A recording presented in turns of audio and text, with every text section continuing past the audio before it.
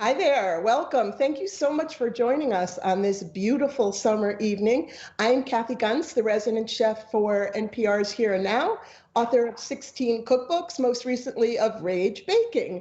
So tonight we're going to spend an hour talking about baking and rage and the role they have both had during this pandemic. Why is it that we turn to baking during stressful times? What is it about pounding dough and rolling out pie crust and forming cookies that seems to fulfill something deep in our souls? We have the honor tonight of being joined by Vallery Lomas. Hi, Vallery.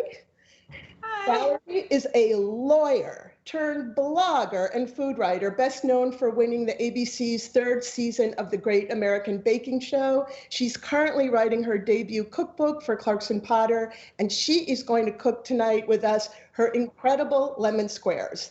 I am also joined by my co-author, Katherine Alford, who spent the last 20 years at the Food Network as the Senior VP of Culinary. Katherine's going to show us how to make a really simple summer galette that uses whatever fruit or pantry items you have on hand. But before we get baking, 1 second of business. We want you to be part of this baking party. We've got the recipes available for you. Check in the YouTube and Facebook chats for a link to the recipes. Also, please feel free to ask questions as we go. You go to slido.com, S-L-I-D-O, and use the event code CC618. Who's going to remember that? All right, slido.com. CC618, and we'll get to as many questions as we can. Don't forget to subscribe to City Space's YouTube channel so you learn when they have new videos, and check out the YouTube live chat to talk to others who are watching. All right, Vallery, how did you become a baker after law school? Well, I was wrapping up law school as like the 2008 recession was in full speed. So the jobs were very scarce in corporate law because it just all kind of imploded. Like, I started school when the economy was thriving, and I finished and it was at a standstill. So I just kind of like started baking to get out of like the funk I was feeling of like not having control over what was happening outside of my little realm of existence. So that's like when I started baking kind of obsessively. But before that, I had like grown up baking like with my mom. My grandmothers were both bakers. My mom loves to bake. So it was always like a part of like who I was, but it wasn't like serious until I was like in this situation where I just needed an outlet. Got it. It's probably a fairly unusual path to go from law, but man, I'm so glad you did, because I've been watching all of your videos, and it's just a joy to watch you bake and see the beautiful things. So take us through the lemon squares. I just want to tell people listening that this is the recipe you want because it hits all the points. Totally simple, totally impressive, and totally delicious. And one of the coolest things about it is that a homemade lemon curd, which normally you have to whisk and whip and cook on the stovetop, is made in the oven. It is a revelation. So will you take us through it, Vallery? Yeah, okay. So starts with the crust. It's a really good, really easy crust. It's like a press-in dough, so you don't have to worry about rolling it out or anything. Super simple. I've got a 1/4 cup of all-purpose flour. Put it in my bowl. I think that's right. Yeah, that's correct. Yes. Let's put a little salt. Let me get some salt. Okay, and this calls for fine salt. Is that correct? I have fine crystal sea salt. Looky there. Somebody already asked a question about that. They wanted to know if we meant Morton's or sea salt, and I think we just got the answer. Plus, really, it's about weight. So if you use like big salt crystals and you get a 1/4 teaspoon, that's going to be way less salt than fine crystals. So it's just like give you a little idea of how much salt you're actually using. So I'm just going to kind of like give my dry ingredients a stir. And I've got this is 1 stick and 1/4 stick melted butter, so that's 10 tablespoons. I just popped it in the microwave. I'm gonna pour this right in. And then I'm gonna add some lemon extract to the crust, just cause, like, why not? What if you have lemon extract? If you don't have lemon extract, this is just like a little bonus. You could add lemon zest, or you don't have to add anything at all, but I just want like crazy lemon flavor throughout, like from filling through the crust. So yeah, let's go crazy with it. So you guys, like, that's it for the crust. So I have this. Okay, when she says simple, she means simple. Right. This is like a mix and, what do they call it? Mix and dump kind of thing. A lovely saying. Or rather, stir and press in if we want. Lovely. We want to be fancy.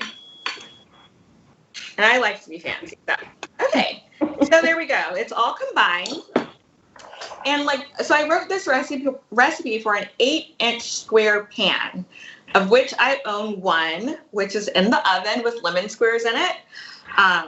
So I'm going to use a pie dish because, like, why not? I don't like to let one little detail keep me from making a recipe. But Rub for 1 second. Somebody's just written in, why do you melt the butter instead of putting it in cold? Well, you could put it in cold, but that would just be a lot more work on your part. I wouldn't be able to just stir it and bring it all together. So you could definitely put it in cold. You would probably use a food processor or a pastry blender to kind of cut it into the dough, and then you do the whole like traditional way of making dough. But since this is like an easy peasy press and crust, I melted the butter. No, it seems like way simpler. Yeah. So if I were using a square pan, I would do this really awesome thing with parchment paper, where I basically make 2 long rectangle strips of parchment and put it right in the square pan. So when it's done, you can just pull it out of the pan. It's like, I do it with brownies. I do it with everything now. Okay, I have a question. How do you get the parchment paper flat in the baking pan? Yeah, you won't. It's not going to be perfect. Okay. Phew. Because mine isn't perfect. If I'm being really like particular, right, I can put it in and then kind of like fold it along the sides of the pan so that it won't flap up. But sometimes in the oven, it'll flap up anyway. I guess that's just like the price I pay to be able to like lift them right out of the oven. And then, like, to be doubly secure, I'll then spray baking spray with flour on the parchment paper. But I did not do that for the batch in the oven because I forgot. So even the pros forget. Oh God, I forget stuff all the time. So since I'm using a pie dish, I'm not gonna line it. I'm just gonna spray it.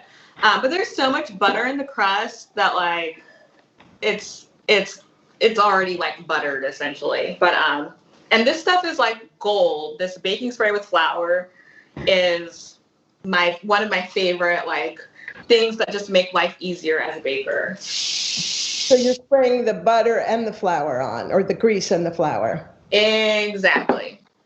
That's a good time saver. Yes. So so here we go. Here's our just mixed together dough, and I'm just gonna press it in the bottom in an even layer. So I'm just gonna use my hands. I washed my hands. They're a great kitchen tool. If you want to get it like really perfectly even, you could use like the bottom part of a measuring cup or something like that. Oh, this is gonna be like nice and thick because this is like a little bit smaller than my 8-inch. Yeah. Wow. I think I might make this next time in a baking pan dish. I know, like the crust in this recipe is like so good. Oh my. Okay. So you guys, that's it. That's the crust. So then you bake it like 15 minutes, and then you add the hot filling and you bake it again. So the crust is done. It's like the easiest crust ever. Sure is. It sure is. So the crust can be, when you take it out of the oven after the 15 minutes, you don't have to cool it, right? You just add the filling? Right, you don't have to wait for it to cool. You put the filling in the hot crust. So like while the crust is in the oven is the perfect time to whip up your filling. Okay. Are you going to do that? I'm going to do that. So, and you guys, I'm not in my home kitchen right now. And like I said, I believe in like not letting little hiccups prevent me from getting something done. So this recipe is super easy when you have an electric mixer, because the electric mixer does all of the work for you, because you really want to beat it really well. That's like the trick with not having to cook the lemon first. So it really grows. It creates volume when you use the electric mixer. Exactly. It gets very, very voluminous. Exactly. But I am here with a hand whisk. We're going to use that, but like I'm going to describe to you like what would happen if you are whisking with an electric mixer. It doesn't have to be a stand mixer. It could be like a little hand mixer. Normally I travel with my little hand mixer. Bummer I didn't today, but yeah. Cool. Yeah, good to see it this way. Okay, so first we're going to add our liquid ingredients. So I've got 4 eggs. That's loud and scary. Look, you guys, I hate cracking eggs on camera because I am not a good egg cracker. And it's you look like you're doing great there. Like, is there a shell in there? I don't know. We can't see, so it's okay. So 4 eggs. So where does this recipe come from? Oh, so this is my mom's lemon square recipe. Like I mentioned, like my mom has like always baked and always loved baking. And like my sister, whose house I'm at, this is one of her favorite recipes. And we all love like lemony recipes. And I do think lemon is the best ingredient in desserts, like hands down, because just something to balance out the sweetness. But yeah. So yeah, this is my mom's recipe, and the crust is actually adapted from my maternal grandmother, one of her favorite recipes. So that's a nice little something. Okay, so I'm adding half a cup of fresh squeezed lemon juice. And it is actually a good idea to zest your lemons before you juice your lemons, which I am not doing. So don't do what I'm doing, because I don't want to sit here like juicing lemons in front of you guys. But don't make the mistake of juicing your lemons and then having to zest your lemons. So I've got a microplane, which is like the perfect like citrus zester. You could also use like a box grater. It's not the fine side of a box grater. It's not as ideal, but it'll get the job done, right? And when you are grating your lemons, you want to make sure that you're not going deep, because that white part of the citrus, the pith, is very, very, very bitter. So and I never measure lemon zest. I always just like do a lemon or a half a lemon. I'll like measure it if it's like, oh, you know, what is this? But I just prefer to like do a lemon or something. So like my sister, she's a physician, and she's always like meticulous doing surgery on like lemon zest, and I'm like, it's not that serious. Like, so do what she says, everyone, not what she's doing now. be like me. Okay. I think I whisk this next. Is that right? Yeah, you whisk that in, and then 1/4 cup of flour and half a teaspoon of baking powder and some more of that fine salt. So you can see, everybody, what an incredible pow of lemon these tarts have, because there's that little bit of lemon in the crust, and then Valerie's using all that lemon juice and that beautiful zest. Yeah, and zest is really where the lemon flavor is. Like, don't be thinking like, oh, you need lemon juice to make a recipe lemony. It's actually the zest that's that punches in the flavor.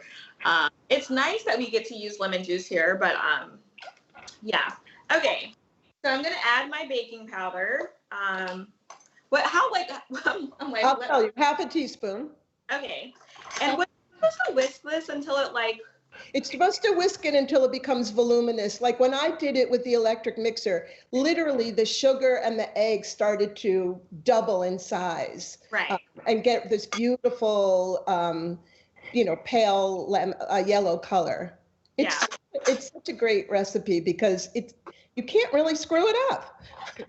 Right. And so, and the thing about mixing, because I know people get a little nervous when it's like, when there's a direction that's like, mix it until, because you're mixing and you're like, nothing is happening, but just keep going, right? And that's actually a key to a lot of baking. You are going to see that like, there's a real change that happens. And often, people get nervous when it's not clear like what that change will be. So you want to often just keep going until there is. Okay, so this is 1.5 cups of the sugar. So the way you have it really is that you whisk the egg and the sugar first, and that doubles. But because you're using a whisk, you're not gonna. It's too hot for you to sit there and whisk. That is true. And when it grows, you add the lemon juice, the flour, the baking powder, and the salt, and the zest. Okay, that sounds right. That you do the sugar first. Yeah, it's cool. The sugar is what's really gonna like create that error. So, so it's the thing about the zest that it's the oils that are released when you grate them, and that's what gives it the real lemon flavor. Right. And another trick, if you want to like punch up the lemon flavor, go ahead, add your lemon zest directly to the granulated sugar, and you just kind of take your hands and you go like this, and that breaks it down even more. So it like brings out the lemon flavor more. Because it tends to clump up, right? Exactly. Yeah. Okay, so you would whisk this, or you would use your electric mixer and watch it kind of double in size, and then you would know that it's light and foamy and add it to your crust? Yes, I didn't add the flour because I'm probably gonna just like whisk this like, I don't know, because for like an hour. Share with the neighbors. But yes, like you will literally see it's gonna like this is what it looks like right now. It really just looks like eggs that have been whisked together. Like it's real bright yellow, but it's gonna look like a hollandaise sauce almost. It's really gonna transform. So you really want to wait until it transforms and you hit that like sweet spot. And is that what makes it become lemon curd in the oven? Just all that whisking and the air in it and the lemon? Right. And because that's all, like making lemon curd is literally whisking and then heat, right? So we're just kind of like whisking and then we're doing heat. So. Got it. Okay, so then you have one ready? I have one in the oven. I'll let you guys know when it's ready. Okay, that sounds great. I just wanted to say, if you're just joining us, we are streaming this special virtual Curated Cuisine live with Vallery Lomas, Katherine Alford, and myself, Kathy Gunst. We just finished with the first part of the lemon bars with Vallery. Katherine, you want to start the galette? Absolutely. First, tell us what a galette is. A galette is just a kind of fancy way of saying a free-form tart. It's if you don't have, I love everything that Vallery was saying. I'm totally with her that like the fact that you don't have a pie pan or whatever, don't let that stop you. And so it was really great to see Vallery's, which is like the simplest, easier press-on dough. And now I'm going to show you how to make a dough by hand. When she talked about the cold butter, I'm going to use the cold butter. So this is a galette, and this pie crust we use in the book for like various different things. It can become your go-to. I'm going to do it by hand because I just like using my hand. Once again, who needs special equipment? These are God's best equipment. But you can do it in a food processor if you have it, and you have like super hot hands like I know you have, Kathy. Yeah, I like using the food processor. Yeah, because I love butter. Processor all the time, but now I'm like I don't want to clean it, so it's just easier to just do what I get. My husband, the deal is I cook and he does the dishes, and so sometimes he just growls at me if I make too many dishes. So for this pie crust, you can double it, but this one is going to be 1.5 cups of flour. Now in most of all the recipes in the book, we always give you both the volume measure and the weight measure. And there is a story behind this. Kathy, you want to we were working on the book and doing recipes back and forth. And Kathy sent me a recipe and I tested it. And I was like, I think there's a little something going on here with it that's not quite right. And so I asked her the very personal question. She did indeed, because none of our recipes were coming out the same. I would say, I think it's kind of heavy and leaden. And Katherine would say, no, it's light, it's great. And finally, she posed the question. So, Kathy, how are you measuring your flour? It's a very deep personal question. And the reality is, if you're doing volume measurement, as everyone does, they scoop into the bowl or they scoop into the thing, that will really throw a recipe off. So one of the few pieces of equipment that I really love in the kitchen is my scale. And you can see that I have, can you see now that my bowl is on the scale? There's lots of advantages to that because I can measure right into this. So I need, and I have it on, I turn it on, I hit the tare, so that means it's at 0. We do it in grams, and I can just take it right from here, and I know that by doing it by weight, it's going to be the same every single time, and it takes the sort of worry out of it for me. So it's about 100, it's 180 grams. Yep, and you're using all-purpose flour. I'm using all-purpose flour. Now, let's say you didn't have a scale, and you want to measure, as we saw before, what I advocate for is you take it in 1 cup, and I know this seems a little silly. You can't see it. There you go. Okay. Put it in 1 cup, put it in so that you're in a dry measuring cup. I'll come back into the view here. You can see this. Can you see this? Yeah. And you see how it's over the cup, and this is a dry measuring cup, and that's very important. And then we watch Valerie do it, and you just same thing, just go right over the edge, and that will give you a more accurate volume. So I would just say that scales are incredibly inexpensive. So if you don't have one, I think you literally can get them for less than $15. Oh, absolutely. And I use mine every day. Yeah. So I have my flour in here, and then I'm going to put in a couple tablespoons of sugar. And this can be used, I've used this recipe savory and sweet and with the same amount of sugar. It doesn't really bother it. And then salt, we're talking about fine salt. I always use fine salt when I'm baking because it distributes more easily. I mean, sometimes you want, I know, Kathy, you really love salt. You get that pocket of sea salt, but that's for finishing. So I'm going to mix all this together. I like to use my hands, but you can whisk away if you want. And then I'm going to add the butter. And my favorite thing is in baking is a bench scraper or a pastry scrape. It's this hard edge. You like it too, Valerie? Yeah. And I'm chopping up the butter and I'm dicing it. And and you want the butter to be really cold. Of course, it's like 90 degrees in my kitchen today. This will go very quickly, but you can cut this and do this ahead and put it in here. So it's cold butter, and then you start to use your hands to mix it together. And the idea that I want to see, and I loved everything that Valerie was saying, is to look at what's happening in front of you. We're trying to be really careful when we're writing the recipes to give you a visual cue. That's more important than the time. That's what's really happening. So what are you looking for here? I like to see the white flour turn a little yellow.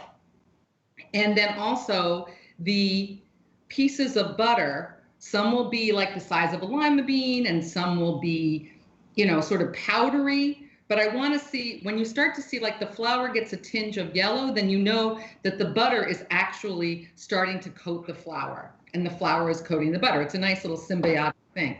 Some people don't like to use their hands. This is kind of another awesome old-fashioned thing when you go back into your family's home and what the hell is this? This is a pastry cutter and it will do the same thing. And I find this is also, it's kind of fun because you can just sort of go it all the way around. It's kind of like the mezzaluna. She's really working that through quickly and not spending too long on one piece of butter. Really working through it. You can see now, I don't know if you can see that it's powdery with a little bit of yellow, and then there's some bigger pieces in there, which is totally fine. And so I have that. And then you want to moisten it. And I'm going to use 2 to 3 tablespoons of water. And I always go a little bit on the outside because that tends to not get as hydrated. And then there's another, this is our secret ingredient here.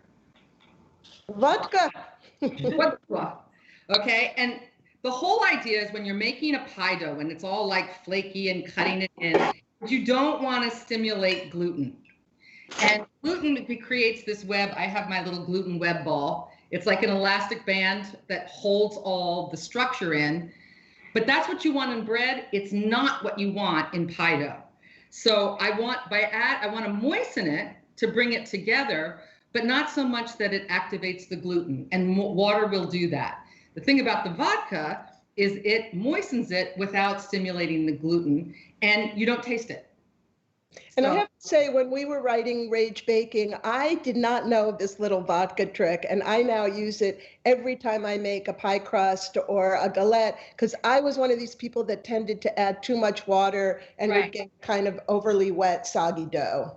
And when you add too much water, what also happens is it shrinks more and it gets tougher. Yeah. So it's always a little bit like you always think, oh, I should add a little bit more, add a little bit more. And actually it takes a little bit of time for the dough to hydrate. So what I do is I take a fist of it, and is it going to hold together? And you see it's holding together. So that gives me confidence I've added enough. And I'm going to get this out of the way and show you another little thing that I like to do. You can do this with parchment paper or with plastic wrap. We're just trying to use not plastic wrap these days and have to go to the store as much as we did before. So I pour it out on this and I press it together, and you'll see it starts to hydrate. I mean, so sort of just. You can't see it. Can you move it over a little bit more central? Yeah, can you see it now? Yeah, perfect. No, come down, bring your camera down a little bit closer. Yeah, how's that? Perfect, yep. You can see it? Yeah, that's great. Okay, Right so there. what I do is I use this to sort of press it together. And that will give me nice round edges. If it's a little bit, you can actually, the way it's breaking apart makes me really happy because that's telling me that there's going to be flake. We want to keep you happy. About a pie dough is that the butter is in a piece. When it's baked, that little knob of butter melts into the flour, and that's where you get that little pocket of flakiness in your dough. And you just press it down like that. And I will refrigerate this for, if I'm in a hurry, for like 20 minutes. But I always like to have a little bit of pie dough around, and these freeze beautifully. Can you freeze it as well? I freeze it all the time. And this time of year, I always like to have a pie dough in my refrigerator. Like this, voila, oh my God, rested dough. I just wanted to say that often I have found when I'm making one, you just really touched on this, I just figure make 2. It takes 5 extra minutes and you're just going to be thrilled to find that, like today, like Katherine just found. Yeah, and this galette is like such a great, like quick entertain, like people are coming over for dinner. Oh, what am I going to make for dessert? I can have a galette if I have dough in there. Oh, So I see lemon bars. a little bit of flour, and I'm sort of, I always say it's like skipping stones across the counter.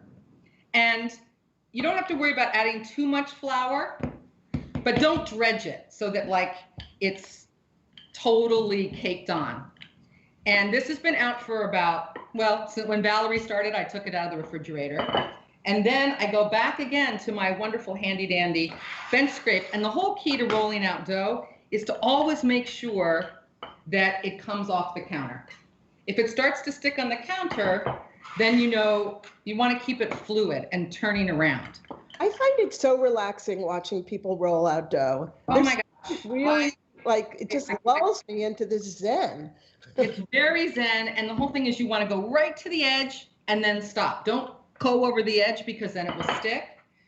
And I always used to tell my students, I taught culinary school for years, I was like, just remember, you're smarter than the dough. Take charge of it. Take charge of it. And if it gets, you know, in the summer, if it gets hot, you can always just put it right back in the refrigerator, you know, and stop. But by pressing, you can really control the shape. And so I'm going for about 14 inches or just thin. So I'm going through like that. Looks and good. I always run this around like that. And then this is where it's like, you're in charge. Pick it up, and I'm going to transfer it right to here. Super cash, that was good. You know, it's a galette, right? This is not like fancy, but it looks fancy, but you don't have to be fancy when you're doing it. And I like, you know, I would generally, if it feels warm, you know, in a kitchen like today, I might throw it back in, but I'm not going to do that right now. So I have my galette, and then I have its berry season. Oh my goodness, I'm so excited. Ooh, Strawberries, blueberries, blackberries. I shouldn't eat on camera like that, but it was too good. We didn't see your face. You're cool. Okay. Can you talk about all the variety of different fillings that you can use? In the middle of winter, I would use apples and pears. I've also done this with apples and onions and bacon, the gateway drug. And I'm going to put a little bit of flour in there. It's about 1.5 teaspoons, 2 tablespoons of sugar, and then Valerie's favorite secret ingredient, a little bit of lemon zest. But this is very, like, let's say you only had one fruit, or you had an orange, or you had a lime. I like lime and raspberry is fantastic. You wanted to add vanilla. There's, in the book, we have one for summer that is the berry one that I'm making now, but you could also do apple and pear. I've done apple and cheddar, and I've done apple and squash. Really, it's super free form. I actually made one today, and I used strawberry and rhubarb. I'm north of New York, so everything is a little bit later here, and the rhubarb is just amazing this year, and the strawberries have just started. Well, I went to the farmer's market this morning, and we Valor. This is the first local Hudson Valley strawberry. So I pile this stuff up in the middle, and then I'm going to pleat away. And this is very free form, you know, and if it tears, you just press it in. And as I said, if it gets warm, you just pinch, press, and there you go. And it's kind of like you're making a little turnover. And then I have one little thing that I've started doing, which I find is super helpful for galettes, because this has gotten a little bit warm. I will put this back in the refrigerator. This is what's called a pie shield. Do you ever, and it's a fabulous thing, like if your crust is getting too burnt on the edge, I'll just tuck it in around my galette. Oh, wow. And it keeps it all together if your dough starts to slack. So it's a new thing I started doing. And so it's like a free-form pie. Yeah, and I was almost going to make one with like using foil, like you could fold over foil. It's just like a girdle. It's another gadget, but it looks cool. It's cool. I love this. And so then I would refrigerate this for 15 minutes or so, or you could even do it the day ahead. So you want to get the butter cold again, so that when it gets baked, it goes from cold to melted as fast as possible. Okay, great. So that's that. Oh, and there so you are. Imagine this goes into the oven, and oh my God, I cook it for 15 minutes at 450 to set the pastry. Then I turn it down for 30 to 350 to like cook it through. And then the fruit is all bubbly, and I have a beautiful galette. Beautiful. That was so fast. It felt like no time went by at all. It's like done. And I'm going to show you my strawberry rhubarb right here. Ooh. Got a little burnt, but I mean, I cut some of the rhubarb slices. This is what is so amazing about this recipe, is that it is so enormously adaptable. Correct. Can use virtually anything that you have in your pantry right now, and I'm sure your pantry's getting sparse with the pandemic going on and on and on, and grocery shopping still being somewhat complex. And you know, like you could use spinach and feta. You could use anything. I mean, it's very, very adaptable. And as I said, on the wintertime, I would do apple, bacon, and onion, and I wouldn't cook any of them, and I would just layer them in there with a little bit of mustard, maybe some fresh thyme. It's very like, I think, Valerie, you and I are simpatico. It's kind of like, just like whatever's there, just kind of like do it. And the whole thing, this is my one thing that I'm very passionate about. Well, there's many things that I'm very passionate about. Let's be perfectly honest, is make sure you cook the dough enough. Most people don't cook it enough, and the butter doesn't melt, and then you don't get that crisp texture. Okay, so how do you tell when it is enough? How do you define that? Well, first off, you're going to see, I'm sure the camera is not detailed enough, but you can see bubbles. In this one, the fruit's going to bubble up, and that it has these nice burnished. I could have even gone further on this one. I love what you can see, a little bit of what a friend of mine calls a French brown. If it gets a little bit burnt, think about how you like toast. It's not toast till it's brown. It's just warm bread. You want pie crust to be toasted. And if it gets too done, just put some confectioner's sugar on it. It's the pastry chef's thing. And then, hold on. Okay. And then the proof is you can actually hear it when you cut. You have to be like, you can hear that crunchiness that it's been soft, even with the humidity. Yeah, but I'm still getting that crunch. And if you made this ahead, this is also great for breakfast. You could serve it with yogurt. I think I have vanilla ice cream that I can put on this. And you can sort of see it. It's a lot about the fruit. It's not too much. I have a question from someone asking, have you tried the vodka crust using gluten-free flour? I made a cherry galette last weekend. So are these recipes adaptable for people that avoid gluten?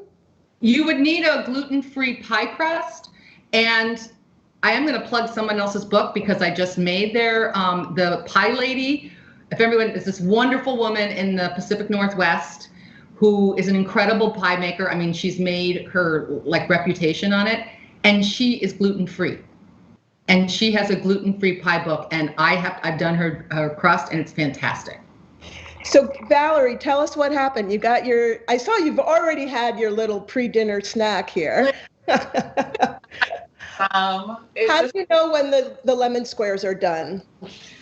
Well, they should be set, right? So they shouldn't be jiggling or anything. And you'll see the top will have a layer. It won't look like an unset filling. So sets. So not wet. Jiggle. And the time indicators I think are also pretty accurate. So yeah, I pulled it out, and normally I would let it chill more to make it easier to cut. But I just picked it out of the square pan and put it on my little serving dish, and just sifted a little powdered sugar on top. Make it snow, and then I cut a piece really warm. And again, you should probably let it cool. But it was so good. Here, these are my little ones. I think I undercooked them slightly. They're a little bit wet still, but my God, you should see how many we ate before. I only have a galette. It's not, but I'm going to put ice cream on this one. Okay. So let me sort of start a conversation between the three of us. Have you been, we're all bakers. Have you been baking just a ton more during this pandemic? One of the very first things that happened was that flour and yeast disappeared from grocery store shelves. How do you explain that? What do you think that's about? I kind of woke up from being sick for a few weeks to banana bread being the it girl, and I was really confused. And everybody had a sourdough starter pet, and I was like, what alternate universe am I in? So I have noticed that other people are baking a whole lot. I would say I was already baking a lot, but I think people are just more receptive to baking. So gluten is here, and it's hot, and it's nice that people are kind of embracing it, where before it's a little oh, I don't know. So I feel like it also has something to do with time. Most people were spending a lot of time commuting to work and getting home exhausted, and there's no way they're going to make a fresh loaf of sourdough after putting in an 8-hour day and an hour commute. And suddenly our days are structured so differently. I have never made sourdough bread in my life, and a neighbor gave me a piece, and I'm like obsessed with it. You know? I mean, obviously, Katherine and I have been baking our way through putting together Rage Baking and all the incredible contributors like you, testing these recipes, one hitting it out of the park after another. But what about you, Katherine? Have you noticed a change in your baking? Oh, absolutely. I mean, it's funny that like the last sort of downturn that we had, my husband started making sourdough, and I always was joking with him. It was like our second child, the amount that we were feeding it and taking care of it, and the attention. I was a little jealous of the sourdough. This time around, the basis of a great marriage. Yes, great. And this time around, we don't want to go to the grocery store, but like bread is the most elemental thing. So my obsession actually was my husband went to the store and he's like, they're out of English muffins. And I took that as a badge of honor. And I was like, I'm making English muffins. And so that was really a bad idea because we would make a batch of 18 and then there would be 10. And I found and I make a joke. I have my, I have my COVID-19, which is mostly all the bread and baked goods that I have been making. But I think it's also about craft and process and taking such elemental ingredients and transforming them. I mean, you can take butter, flour, and sugar, and what you will make out of that is lemon bars, a galette, brownies. I mean, you need to have chocolate, but there's so many different things that you can make. And I think that people really want that sense of a little bit of control, that they can control something in the world right now, because it's a little crazy. You think? What about advice for beginning bakers? I mean, when I look through our cookbook, people say to me, "Oh, I'm not a baker. I'm not going to get this book." And I'm like, start with a cookie, because it's something you can do with a 4-year-old, and you put together 5 ingredients and you get these fabulous homemade cookies. What advice do you have for beginning bakers? I mean, I would say just do it, and be ready that you're gonna make mistakes, but each time you make a mistake is a way to learn, and it's a way to get better at something. And I mean, a lot of these recipes, it's if you can follow directions, then you can bake. Baking is really just about following directions. Mm-hmm. Especially these recipes that have been so thoughtfully tested, and the indicators of when that sweet spot is hit to go to the next step, they're there, so you can do it. I had my 14-year-old sister helping me with recipe testing for my cookbook, and she doesn't bake, and I was like, oh, you're perfect. You're right. That's exactly who you want, right? Absolutely right. And it's there's a wonderful oatmeal cookie in the book from Ruth Reichel, the former editor at Gourmet. And when that recipe came in, both Kathy and I were like, oh, there's got to be something wrong with it, because it's I think it's 4 ingredients: oatmeal, butter, and sugar, and they're gluten-free. And you melt the butter just like the press and crust, and they are the perfect wafer thin, and my son is a really finicky eater. He doesn't really like anything. And I made these, and he was like, these are really good. Yeah. And I was shocked. Here's a question someone asked, and I think I can answer it. How do you adapt the pie crust to not use vodka for alcohol-free homes? You just add an extra water. Just don't water. Some people will add vinegar, or you could add cider, but just add water. It's not a big deal. It's really, really not a big deal. Yeah. It's a nice little trick. But yeah, it's not necessary. That's what it is. It's a trick. So tomorrow is Juneteenth. Do you have family traditions or celebrations? Do I? No. It's really interesting to see what's happening right now, because I imagine last month most of America had no idea what Juneteenth was. No, my family doesn't have family traditions, but it would be something where at church or something, it was just like Kwanzaa. It was like my family didn't celebrate Kwanzaa, but like at Sunday school or like, you know, we talked about it, we celebrated it. It was more of like a community kind of holiday for us than like a family holiday. So like, no, my family doesn't have traditions. And it's just like, to me, it's so interesting to see like our country in this movement where now like something as like specific as Juneteenth is being embraced, which I think is like, in a way, like beautiful. And on the other side, when I see like certain companies that like have a history of like being very problematic towards the Black community specifically, like making Juneteenth a holiday, I don't even know what to say. It's bewildering. So yeah, I totally get it. I totally get it because my son is part of the LGBT community, and June is very important to him. But he has the same sort of thing of like, this corporate pride is not what I'm into. I'm into my community. And I think it's really, and he and his friends have found ways to take it back. And I think that's where we're at. That's where we're at with these things. Yeah, I don't like it when it's like corporate pride or corporate Juneteenth. It's or really it's just like the rest of the year, like what are you doing, right? Yeah. If you are like truly like, you know, hitting those benchmarks, then like, yes, let's celebrate together and have this moment. I think that's just all we want, like for both, like with Pride also, it's just like we want equality, we want to celebrate and be celebrated, and more so than like checking a box that's like, oh, okay. Yeah, we did it one day a year. It's not one day a year.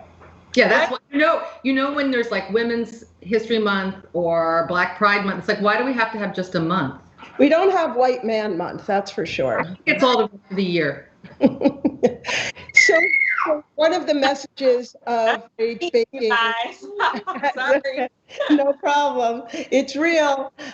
Rage Baking, in addition to being a cookbook and filled with essays and interviews, is also meant to be an act of political activism and sort of finding the connection between political activism and baking. And it's something that Katherine and I talked about endlessly when we were writing.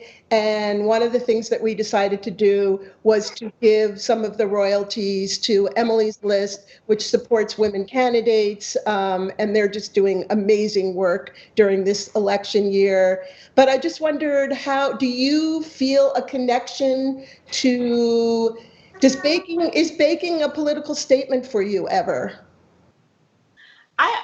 That's a great question. And I think honestly, like at this point in like 2020 and in my life, like sometimes like your mere existence in a certain space is like a statement, like whether you wanted it to be or not. Yeah. So like when I am like whipping up a cake, do I always feel like I'm doing something that's radical? Like, no, not 99% of the time. The answer is no. Like there are some times where I'm just like, this is how I'm expressing myself in this moment. Mm-hmm. But most of the time that's not the case. But I do think just like my mere existence in certain spaces is a statement in and of itself. And like, I didn't ask for that, but that's where we are. Yeah, no, I hear you. I think that's a great way to explain it. Yeah.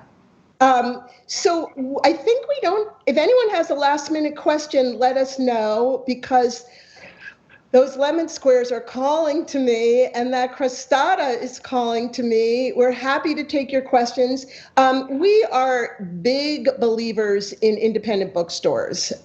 Whenever possible, I always like to guide people to an independent bookstore as opposed to the giants out there. So I just wanted to let viewers know that there are 3 local bookstores in Boston that will be carrying Rage Baking: the Harvard Bookstore, the Porter Square Bookstore, and the Brookline Booksmith. And you can find links to these booksellers in the video description on YouTube beneath the video. We might have had another question here. Yeah, I wanted to just talk just for a second about this idea of, Valerie, you talked about your grandmother and your mother. Katherine, you talked about your son. I have 2 daughters. The beautiful act of handing recipes down from generation to generation, and the way that you can keep tradition alive through baking and baking recipes. And I invite people who are watching this to bring your kids in the kitchen, no matter how small they are, and forget the mess. But the way that you share your recipes are, I mean, I have some of my absolutely best memories with my daughters of cooking with them in the kitchen. I don't know if they would agree, but what about you guys? I know. I love everything you said, Kathy, because I think about that sometimes with like SEO, right? I'm like, if people Google like Galette, they're gonna get like the hit that has like the best SEO, right? Mm-hmm. Is that gonna be like the best Galette recipe, the recipe with the best technique, the recipe with a history, the recipe to tell a story? So I often think, I'm like, are we gonna lose like the nuance and the skills and the technique that have been built for like generations and generations because we rely like so quickly on Google? And that's one reason I love cookbooks, because you hopefully are getting a little bit more of that's passed down. And my family, like my mother just loves tradition. So like this great aunt's cranberry mold and this and that and the other, and like it's all like just a part of like who my mother like shaped us to be, or tried to shape all of us, but I got it. And as you age, these things become even more important to you. You're like, will they do this? And will this keep going? When is your book coming out? My book will be out September 2021, which sounds like a long ways away. So don't forget it, you guys. No, we won't forget. We cannot wait to see it. Based on the lemon squares, this is a book you need. Definitely. And in the meantime, I don't think I've even done this once. This is Rage Baking, if you've never seen it. And we invite you to take a look at it and read the essays and bake the cakes and bake the pies and bake the cookies. And Katherine, explain how I want to make a shout out to the gorgeous food photography. I mean, look, this is so funny. I mean, here's the galette, and here it's like, and it looks real. They are real. By Jarrell Guy. She did an amazing job. It's a book that you can sit down with. You make the lemon squares, you put them in the oven, and then sit down and read the essays and the stories in there. It is an incredible community of women from all different life experiences. Some are bakers, some are activists. It's very inspiring. It's one of the best projects I've ever worked on. Very proud of it. Thank you guys so much. Valerie, thank you so much for taking the time. Thank you to your sister for lending her kitchen. Katherine, thank you. And I just wanted to say that if you want to learn more about WBUR's other virtual events, go to wbur.org/events and sign up for their newsletter. Thank you to everybody at Curated Cuisine, at BUR, and Bake On. Thank you so much, guys. Thank you. It's been great. I feel like you've been baking together in the same kitchen, Valerie. It's kind of great. I love this kitchen. Like, it's a great kitchen. Yeah, I'm trying to move here. Oh, good. Like into the house and the kitchen. Yeah. Thanks everybody for joining us. Have a really good night. Bye. Bye. Stay safe and bake.